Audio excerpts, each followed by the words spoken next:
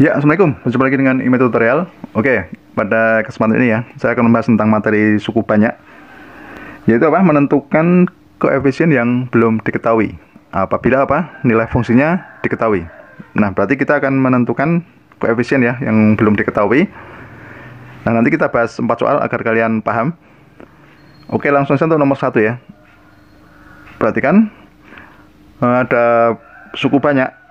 Misalkan kita punya ini X pangkat 4 gitu ya, X pangkat 4 ditambah 3X pangkat 3 dikurangi 6X kuadrat dikurangi P plus 1X ini ya, ditambah 3P kita bagi dengan X plus 3. Nah, memiliki sisa berapa? 15. Nah, tentukan nilai P gitu ya. P-nya berapa? Gini ya. Nah, berarti tujuan kita adalah mencari P ini ya. Jika dibagi X plus 3, sisanya minus 15. Nah, sekarang untuk penyelesaiannya, jika ada model seperti ini ya, artinya apa? Ketika kita bagi X plus 3, berarti F minus 3 ya. Karena pembuat nolnya adalah X sama dengan minus 3. Berarti F minus 3 itu sama dengan minus 15. Ini ya, menggunakan teorema sisa. Nah, berarti nanti kita masukkan X sama dengan minus 3 ke X ini ya. Itu nanti harus sama dengan minus 15. Oke, sekarang kita masukkan ya minus 3 ke polinomial ini. Sehingga menjadi minus 3 pangkat 4 ditambah 3 dikalikan minus 3 pangkat 3 dikurangi 6. Kemudian ini minus 3 kuadrat dikurangi P plus 1 kalikan minus 3 ditambah 3P, itu harus sama dengan minus 15. Oke ya, kita hitung. Minus 3 pangkat 4 itu kan 81 ya, 81.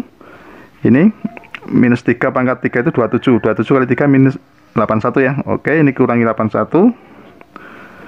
6 kali minus 3 kuadrat. Minus 3 kuadrat itu 9. 9 kali 6 berapa? 54. Oke, kita kurangi 54. Gitu ya. Kemudian ini P dikali minus 3. Itu berarti minus 3P. Karena ini dikurangi, maka menjadi plus P. Plus 3P gitu ya. Kemudian 1 kali minus 3 itu minus 3 kali min 1 ini menjadi plus 3. Plus, nah kemudian ini plus 3P itu sama dengan minus 15. Oke ya. Nah, sekarang ini 3P tambah 3P itu sama dengan 6P gitu ya. 6P 81 dikurangi 81 kita coret habis. Minus 54 ditambah 3 adalah minus 51. Oke, minus 51 itu sama dengan minus 15 gitu ya. Nah, sekarang ini kita pindah ruas. Minus 51 kita pindah ruas ke kanan menjadi 6P sama dengan minus 15 ditambah 51. Sehingga menjadi berapa? 6P itu sama dengan minus 15 tambah 51 hasilnya 36. 6 kali P sama dengan 36, maka diperoleh P sama dengan 6 gitu ya. Nah, jadi untuk soal yang pertama nilai P-nya itu sama dengan 6 gitu ya, paham? Oke, sekarang yang nomor 2. Misalkan saya punya ini ya, bentuk polinomial. Misalkan ada 2X pangkat 4 dikurangi 7X pangkat 3 ditambah 15X kuadrat ditambah 2P plus 1X gini ya, dikurangi 20. Nah, ini kita bagi dengan X minus 2 memiliki sisa 26.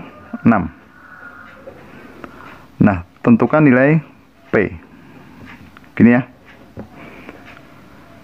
Nah, berarti kalau dibagi X min X dikurangi 2 sisa 26, maka artinya apa?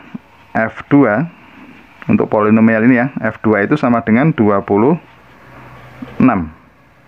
Nah, sekarang 2 kita masukkan ke polinomial ini. Menjadi 2 dikalikan 2 pangkat 4 dikurangi 7, 2 pangkat 3 ditambah 15 kali 2 kuadrat ditambah 2P plus 1, X-nya kita ganti 2 ya, dikalikan 2 dikurangi 20, itu harus sama dengan 26. Nah, kita jabarkan 2 kali 2 pangkat 4 itu 16 ya. 16 kali 2 itu 32. 7 kali 8 itu 56. Kemudian ini 15, ini 4 ya. 15 kali 4 berarti 60. Ditambah 2 kali 2P itu 4P ditambah 2 kali 2 itu 2 dikurangi 20 sama dengan 26. Nah, sekarang menjadi 4P.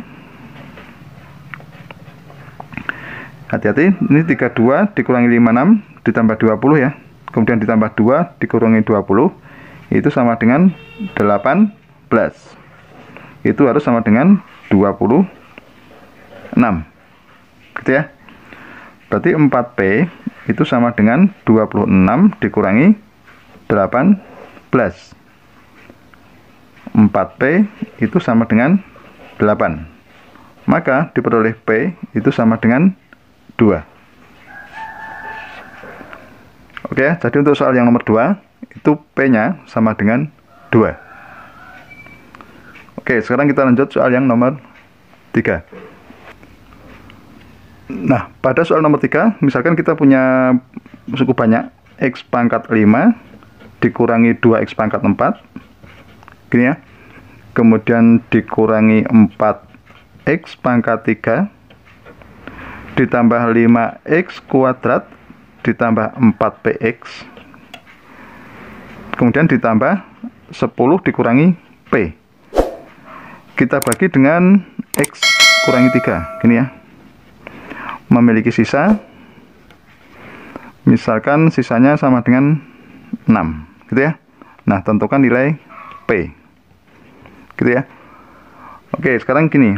Kalau kita bagi X dikurangi 3, maka sama dengan F3. Gitu ya. F3 itu harus sama dengan 6. Nah, sekarang kita 3 ini kita masukkan ke X ya. Ke polinomial ini menjadi 3 pangkat 5 dikurangi 2 dikali 3 pangkat 4 dikurangi 4 kali 3 pangkat 3 ditambah 5 kali 3 kuadrat ditambah 4P. Kita kalikan dengan 3. Kemudian ditambah 10 dikurangi P. Itu harus sama dengan 6. 3 pangkat 5 itu hasilnya 243. 3 pangkat 4 81 ya. 81 kalikan 2 162. 3 pangkat 3 itu 27 ya. 27 kali 4 108. Kemudian 5 kali 9 45. 4 kali 3 12 ya. Berarti menjadi 12P. Kemudian ditambah 10 dikurangi P itu harus sama dengan 6. Nah, 243 dikurangi 162 ini ya. Itu menjadi 28 sehingga diperoleh ini 12P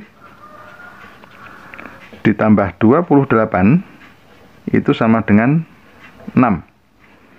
Kita pindah ruas ya 28-nya sehingga menjadi ini 12P dikurangi 1P menjadi 11P. Oke, ini menjadi 11P ya. Oke, menjadi 11P ditambah 28 sama dengan 6.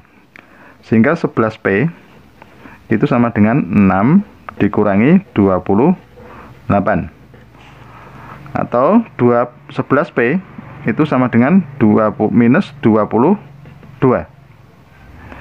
Nah, 11P sama dengan minus 22, maka diperoleh P itu sama dengan minus 2. Gitu ya. Paham ya? Nah, sekarang soal yang nomor 4. Soal yang terakhir ya. Misalkan saya punya ini ya, punya polinomial X pangkat 5 dikurangi 5x pangkat 4 gini ya. Kemudian ditambah 6x pangkat 3 dikurangi 12x kuadrat ditambah 9x ditambah 5p plus 4 gini ya. Kita bagi dengan 4. Maaf, kita bagi dengan x dikurangi 4 memiliki sisa itu sama dengan minus 4. Oke, tentukan nilai P gitu ya. Nah, berarti kalau dibagi X minus 4 berarti sama saja dengan F4 gitu ya. F4 itu harus sama dengan minus 4. Berarti X nya kita ganti 4 ya nanti. Oke, langsung kita ganti aja langsung menjadi 4 pangkat 5 dikurangi 5 kali 4 pangkat 4 ditambah 6 dikalikan 4 pangkat 3 dikurangi 12 dikalikan 4 kuadrat ditambah 9 kali 4 ditambah 5p plus 4 nanti harus sama dengan minus 4.